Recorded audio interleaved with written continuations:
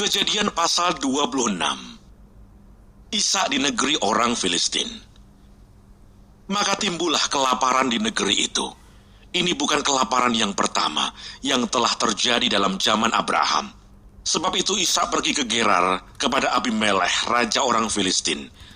Lalu Tuhan menampakkan diri kepadanya serta berfirman, "Janganlah pergi ke Mesir, diamlah di negeri yang akan kukatakan kepadamu.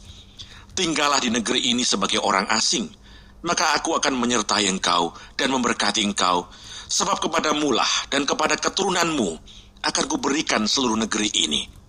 Dan aku akan menepati sumpah yang telah kuikrarkan kepada Abraham ayahmu. Aku akan membuat banyak keturunanmu seperti bintang di langit. Aku akan memberikan kepada keturunanmu seluruh negeri ini, dan oleh keturunanmu semua bangsa di bumi akan mendapat berkat. Karena Abraham telah mendengarkan firman-Ku dan memelihara kewajibannya kepadaku, yaitu segala perintah, ketetapan dan hukum-Ku." Jadi tinggallah Ishak di Gerar. Ketika orang-orang di tempat itu bertanya tentang istrinya, berkatalah ia, "Dia saudaraku," sebab ia takut mengatakan, "Ia istriku," karena pikirnya, jangan-jangan aku dibunuh oleh penduduk tempat ini karena Ribka, sebab elok parasnya. Setelah beberapa lama ia ada di sana, pada suatu kali menjenguklah Abimelekh, raja orang Filistin itu dari jendela. Maka dilihatnya Ishak sedang bercumbu-cumbuan dengan Ribka istrinya. Lalu Abimelekh memanggil Ishak dan berkata, "Sesungguhnya dia istrimu, masakan engkau berkata, dia saudaraku?" Jawab Ishak kepadanya, "Karena pikirku, jangan-jangan aku mati karena dia." Tetapi Abimelekh berkata, "Apakah juga yang telah kau perbuat ini terhadap kami? Mudah sekali terjadi, salah seorang dari bangsa ini tidur dengan istrimu, sehingga dengan demikian engkau mendatangkan kesalahan atas kami." Lalu Abimelekh memberi perintah kepada seluruh bangsa itu, "Siapa yang mengganggu orang ini atau istrinya, pastilah ia akan dihukum mati." Maka menaburlah Ishak di tanah itu, dan dalam tahun itu juga ia mendapatkan hasil 100 kali lipat, sebab ia diberkati Tuhan. Dan orang itu menjadi kaya, bahkan kian lama kian kaya, sehingga ia menjadi sangat kaya. Ia mempunyai kumpulan kambing domba dan lembu sapi, serta banyak anak buah, sehingga orang Filistin itu cemburu kepadanya. Segala sumur yang digali dalam zaman Abraham ayahnya oleh hamba-hamba ayahnya itu telah ditutup oleh orang Filistin dan ditimbun dengan tanah. Lalu kata Abimelekh kepada Ishak, "Pergilah dari tengah-tengah kami, sebab engkau telah menjadi jauh lebih berkuasa daripada kami." Jadi pergilah Ishak dari situ dan berkemahlah ia di lembah Gerar, dan ia menetap di situ.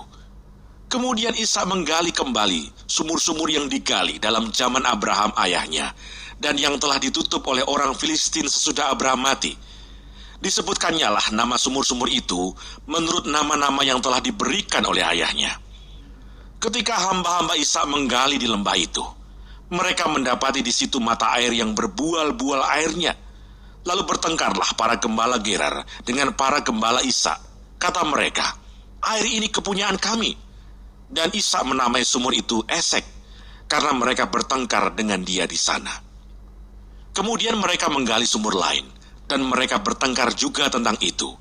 Maka Ishak menamai sumur itu Sitna. Ia pindah dari situ dan menggali sumur yang lain lagi. Tetapi tentang sumur ini mereka tidak bertengkar. Sumur ini dinamainya Rehobot, dan ia berkata, "Sekarang Tuhan telah memberikan kelonggaran kepada kita, sehingga kita dapat beranak cucu di negeri ini." Dari situ ia pergi ke Berseba. Lalu pada malam itu Tuhan menampakkan diri kepadanya serta berfirman, "Akulah Allah ayahmu Abraham. Janganlah takut, sebab aku menyertai engkau. Aku akan memberkati engkau dan membuat banyak keturunanmu karena Abraham, hambaku itu." Sesudah itu Ishak mendirikan mezbah di situ dan memanggil nama Tuhan. Ia memasang kemahnya di situ, lalu hamba-hambanya menggali sumur di situ. Datanglah Abimelekh dari Gerar mendapatkannya, bersama-sama dengan Ahuzat sahabatnya dan Pikol kepala pasukannya. Tetapi kata Ishak kepada mereka, "Mengapa kamu datang mendapatkan aku? Bukankah kamu benci kepadaku dan telah menyuruh aku keluar dari tanahmu?" Jawab mereka, Kami telah melihat sendiri bahwa Tuhan menyertai engkau. Sebab itu kami berkata, baiklah kita mengadakan sumpah setia antara kami dan engkau. Dan baiklah kami mengikat perjanjian dengan engkau, bahwa engkau tidak akan berbuat jahat kepada kami. Seperti kami tidak mengganggu engkau, dan seperti kami semata-mata berbuat baik kepadamu, dan membiarkan engkau pergi dengan damai. Bukankah engkau sekarang yang diberkati Tuhan? Kemudian Ishak mengadakan perjamuan bagi mereka, lalu mereka makan dan minum. Keesokan harinya pagi-pagi, bersumpah-sumpahlah mereka. Kemudian Ishak melepas mereka, dan mereka meninggalkan dia dengan damai. Pada hari itu datanglah hamba-hamba Ishak memberitahukan kepadanya tentang sumur yang telah digali mereka, serta berkata kepadanya, kami telah mendapat air. Lalu dinamanyalah sumur itu Seba, sebab itu nama kota itu adalah Berseba sampai sekarang.